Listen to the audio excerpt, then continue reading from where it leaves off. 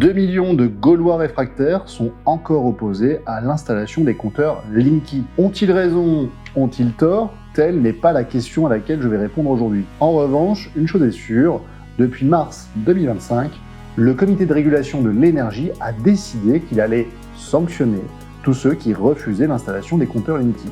Alors je parle de sanctions avec des guillemets parce que en réalité c'est pas comme ça qu'est présentée cette décision. Elle vise à instaurer une sorte de redevance financière, 6,86 € tous les 2 mois, avec pour objectif de financer le coût de la relève manuelle qu'engendre le refus d'installation d'un compteur Linky.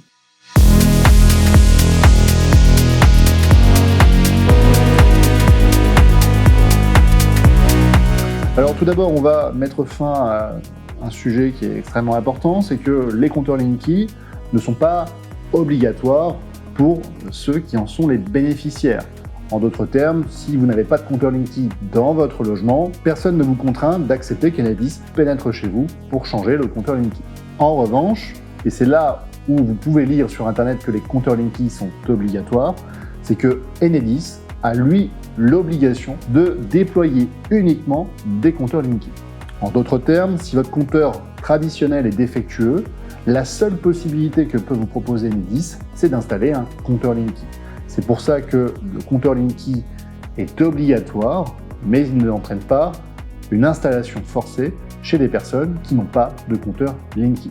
La dernière décision de la Cour de cassation d'avril 2025 n'a strictement rien changé à cette règle que je viens de vous rappeler. Donc c'est la raison pour laquelle je vous invite à vous abonner, à liker cette vidéo et à partager massivement, parce que connaître ses droits, c'est reprendre le contrôle sur sa vie. Il faut en effet lire très attentivement la décision de la Cour de cassation d'avril 2025, qui ne précise jamais à quel endroit est situé le compteur Linky. Pourtant, le positionnement du compteur est fondamental.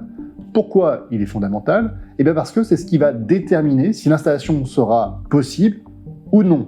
En effet, si le compteur se situe à l'extérieur de votre propriété, dans ce cas-là, vous n'avez pas votre mot à dire. Le compteur ne vous appartient pas et personne ne va pénétrer chez vous pour pouvoir changer ce compteur. Si le compteur est situé dans les parties communes d'une copropriété, pareil, vous n'êtes pas chez vous et par conséquent, s'il y a une autorisation du syndic à changer les compteurs électriques, vous n'avez pas votre mot à dire. En revanche, dans la troisième situation, si le compteur est situé sur votre propriété, dans ce cas, il faut recueillir une autorisation expresse et préalable de vous pour que Enedis puisse être autorisé à installer un compteur Linky. En d'autres termes, si vous ne donnez jamais cette autorisation, Enedis ne peut pas pénétrer sur votre terrain et installer de force ce compteur électrique. La Cour de cassation a oublié de mentionner dans la règle qu'elle venait de rappeler où était situé le compteur Linky. Alors vous me direz, bon, c'est très simple, on n'a qu'à aller lire finalement l'arrêt de la Cour d'appel qui a conduit à ce que la Cour de cassation soit saisie. Eh bien, en lisant cet arrêt de la Cour d'appel, cette information, utilement, n'apparaît pas non plus. Alors vous me direz, c'est pas grave, on va revenir aux origines, à la première décision qui a été rendue par le tribunal judiciaire de Paris. Et vous vous apercevrez que cette décision n'est nullement consultable. Donc, aucune information, ni dans l'arrêt de la Cour d'appel, ni dans l'arrêt de la Cour de cassation, ne précise où sont situés les compteurs Linky. Et c'est ça qui fait que cette décision de la Cour de cassation ne modifie en rien l'état actuel du droit. Il est fort à parier que les magistrats, qui sont en général de très hauts juristes, savaient pertinemment que cette information était nécessaire, mais en rappelant la règle selon laquelle les compteurs Linky sont obligatoires, si vous ne savez pas lire correctement un arrêt et que vous ne faites pas le travail de recherche que je viens de faire, vous n'avez aucune chance de comprendre ces subtilités et donc vous finissez par vous faire avoir en acceptant qu'Enedis pénètre chez vous et change votre compteur Linky. Revenons sur la décision du comité de régulation de l'énergie qui a instauré cette sanction financière de 6,86 € tous les 2 mois pour assurer une relève manuelle.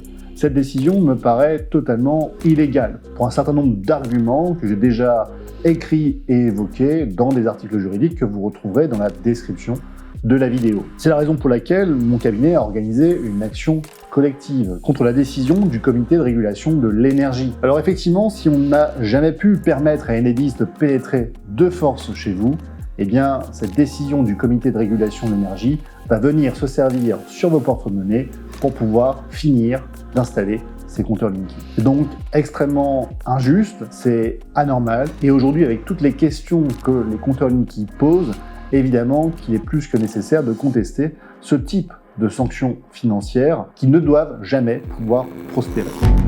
En effet, derrière les compteurs Linky, il y a des questions de santé publique, mais il y a aussi des questions de contrôle de nos vies. Rappelez-vous, lors de la crise énergétique, ont été instaurées des mesures de délestage automatique qui avaient pu être pilotées à distance grâce aux compteurs Linky. Les compteurs Linky permettent donc de pouvoir désactiver à distance certains de vos produits électroménagers, et ce, sans que vous ayez votre mot à dire. Et c'est en ça que les compteurs Linky deviennent des outils de contrôle de la population. Car qui est privé d'énergie est privé de la possibilité de pouvoir faire valoir ses droits. Quelle marge de manœuvre reste-t-il chez vous lorsque vous n'avez pas la possibilité d'allumer la lumière ou simplement de vous faire couler un café? Derrière les compteurs Linky, c'est donc la question du contrôle de la population, de la connaissance fine de leur vie privée, puisque l'on peut déterminer à quelle heure vous vous levez, à quelle heure vous vous couchez, combien de personnes sont présentes dans le logement, quelles sont vos habitudes de consommation.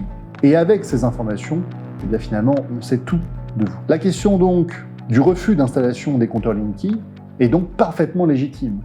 Et aujourd'hui, avec cette décision du comité de régulation de l'énergie, on cherche à faire plier par le porte-monnaie les derniers Gaulois réfractaires qui ont tout à fait raison de s'opposer à l'installation d'un outil de contrôle au sein même de leur maison.